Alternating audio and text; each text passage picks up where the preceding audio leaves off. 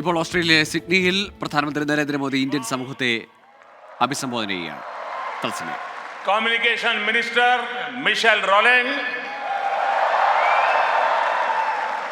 Energy minister Chris Bowen, leader of opposition Peter Dutton,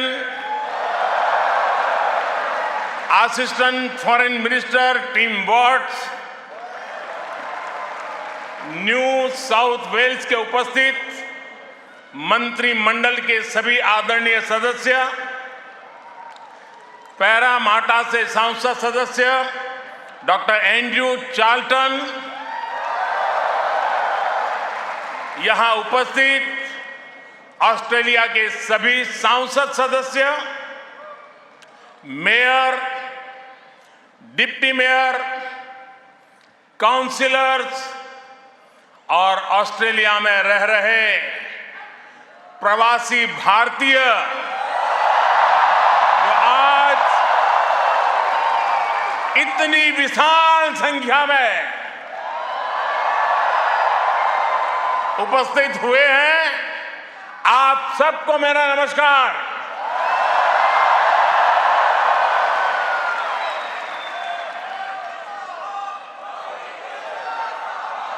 First of all, I acknowledge the traditional custodians of the lands that we are meeting here on today. I pay my respect to their elders, past, present, and emerging. I also celebrate all First Nations people who may be with us today. Friends, मैं जब 2014 में आया था तो आपसे एक वादा किया था। वादा ये था कि आपको फिर भारत के किसी प्रधानमंत्री का 28 साल तक इंतजार नहीं करना पड़ेगा।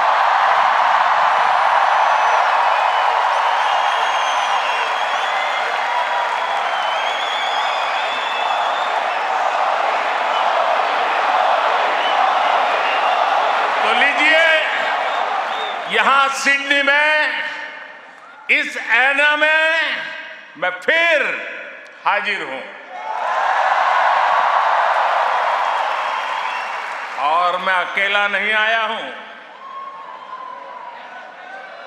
प्रधानमंत्री अल्बेनीजी भी मेरे साथ आए हैं। मिस्टर प्राइम मिनिस्टर, अपने बहुत व्यस्त कार्यक्रम में से हम सभी के लिए आपने समय निकाला है। ये हम भारतीयों के प्रति आपके स्नेह को दर्शाता है। आपने जो अभी कहा वो दिखाता है कि ऑस्ट्रेलिया के मन में भारत के प्रति कितना प्रेम है। इसी वर्ष मुझे प्रधानमंत्री जी का भारत की धरती पर अहमदाबाद में स्वागत करने का अवसर मिला था।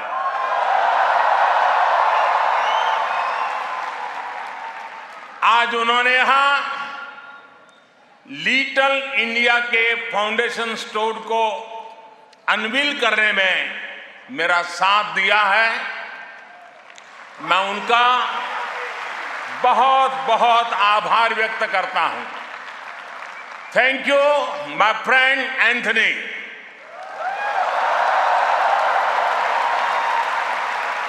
ये लिटिल इंडिया ऑस्ट्रेलिया के विकास में भारतीय समुदाय के योगदान का भी एक रिकॉग्निशन है। मैं न्यू साउथ वेल्स के प्रीमियर पैरामाटा शहर के मेयर, डिप्टी मेयर और काउंसिलर्स को इस विशेष सम्मान के लिए धन्यवाद देना चाहता हूं। साथियों, मुझे खुशी है कि न्यू साउथ वेल्स में प्रवासी भारतीय समुदाय से कई लोग सार्वजनिक जीवन में सक्रिय भागीदारी कर रहे हैं, अपनी पहचान बना रहे हैं। वर्तमान न्यू साउथ वेल्स की सरकार में डिप्टी प्रीमियर, प्रूकार, ट्रेजरर डेनियल मुखी बड़ा कंट्रीब्यूशन कर रहे हैं। और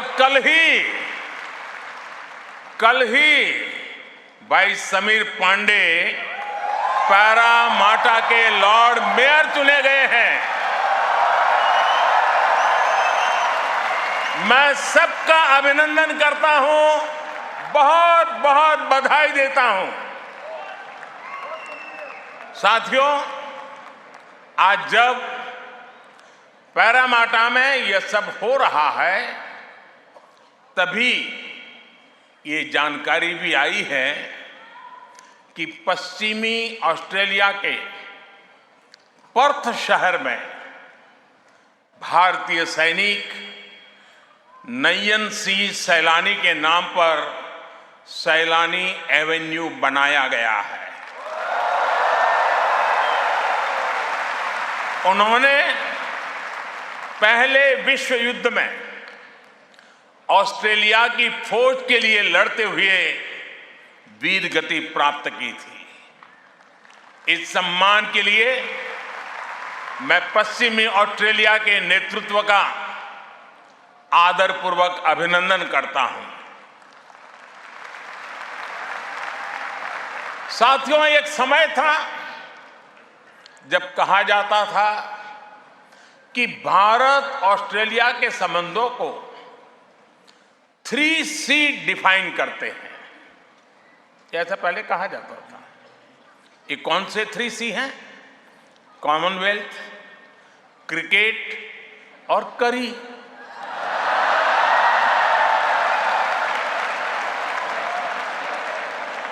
इसके बाद कहा गया कि भारत ऑस्ट्रेलिया के संबंध 3D पर आधारित है। डेमोक्रेसी, डायस्पोरा और दोस्ती। कुछ लोगों ने यह भी कहा कि भारत ऑस्ट्रेलिया के संबंध 3E पर आधारित है। एनर्जी, इकोनॉमी और एजुकेशन। यानी कभी C, कभी D, कभी E। अलग अलग कालखंड में ये बात संभवतः सही भी रही है, लेकिन भारत और ऑस्ट्रेलिया के ऐतिहासिक संबंधों का विस्तार इससे कहीं ज्यादा बड़ा है। और जानते हैं, इन सारे संबंधों का सबसे बड़ा आधार क्या है? जानते हैं?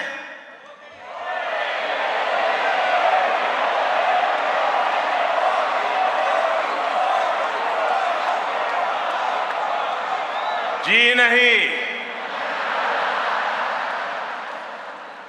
सबसे बड़ा आधार है म्यूचुअल ट्रस्ट और म्यूचुअल रिस्पेक्ट।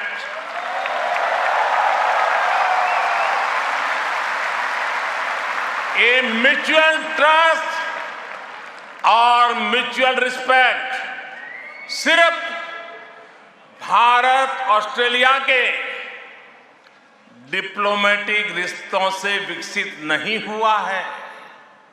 इसकी असली वजह है, इसकी असली ताकत है आप ऑस्ट्रेलिया में रहने वाले हर एक भारतीय।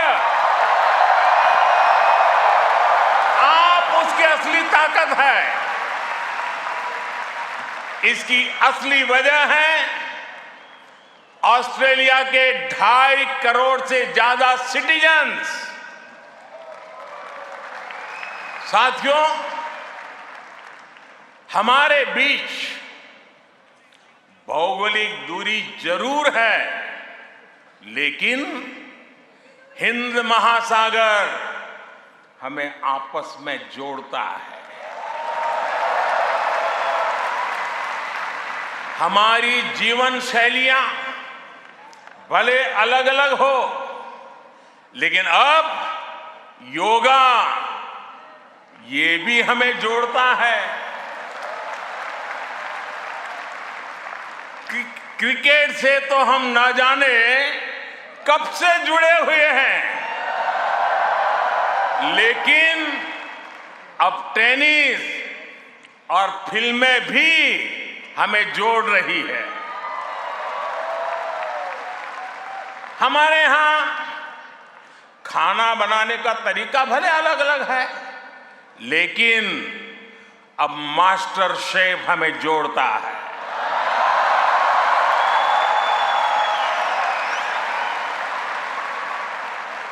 हमारे यहां पर्व त्योहार भले अलग अलग मनाए जाते हैं, लेकिन हम जुड़े हुए हैं दिवाली की रौनक से,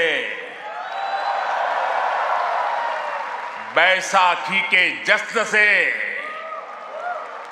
हमारे यहां भाषाएं भले अलग अलग बोली जाती हो, लेकिन हम जुड़े हुए हैं मलयालम, तमिल, तेलुगु, पंजाबी, हिंदी भाषाएं पढ़ाने वाले इतने सारे स्कूलों से।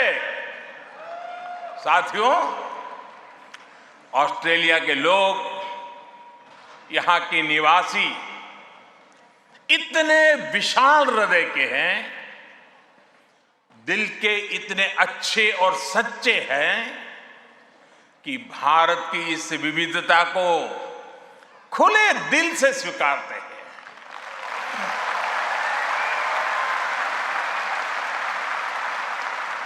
और यही वजह है कि पैरामाटा स्क्वायर किसी के लिए परमात्मा चौक बन जाता है।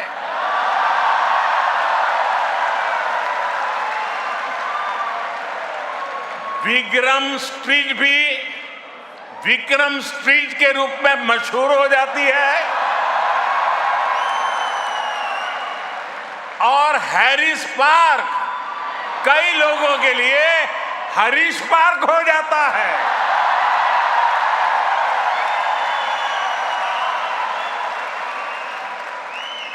वैसे मैंने सुना है कि हैरिस पार्क में चटका की चाट,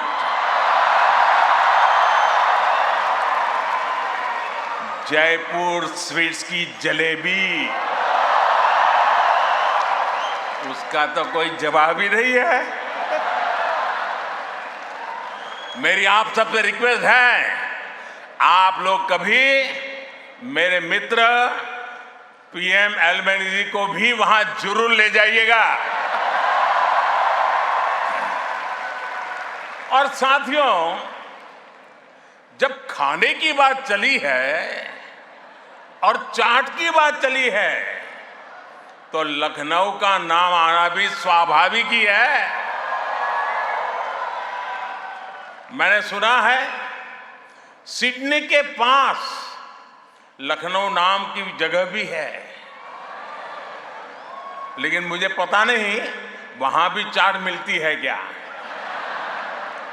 अच्छा, यहां भी तो शायद दिल्ली के पास वाले लखनऊ के लोग होंगे ही होंगे, है क्या? वाह,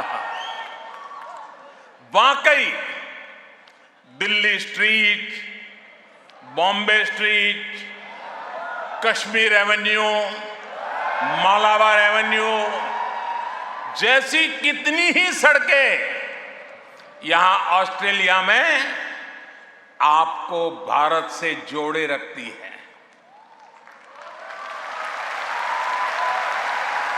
मुझे बताया गया कि अब तो ग्रेटर सिडनी में इंडिया परेड भी शुरू होने जा रही है। मुझे जानकर भी बहुत अच्छा लगा कि हाँ, आप सबने आजादी का अमृत महोत्सव भी बहुत धूमधाम से मनाया है।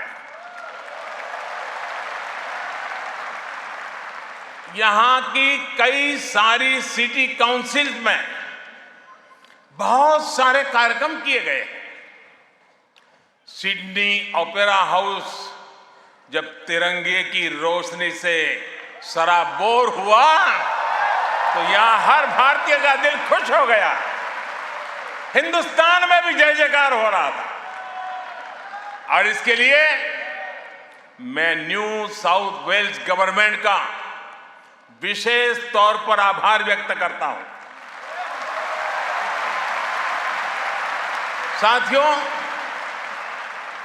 हमारे क्रिकेट के रिश्तों को भी 75 वर्ष पूरे हो गए हैं।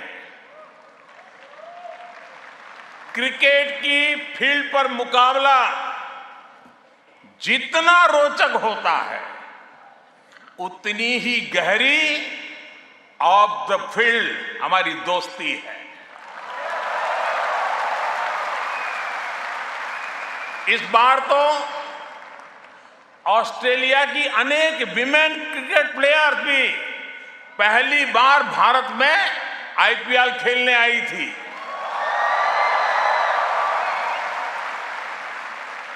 और साथियों, ऐसा नहीं है कि हम സിഡ്നിയിൽ പ്രധാനമന്ത്രി നരേന്ദ്രമോദി ഇന്ത്യൻ പ്രവാസികളെ അഭിസംബോധന ചെയ്ത് സംസാരിക്കുകയായിരുന്നു. 20,000 ഇന്ത്യക്കാരാണ് പരിപാടിയിൽ പങ്കെടുക്കുന്നത്.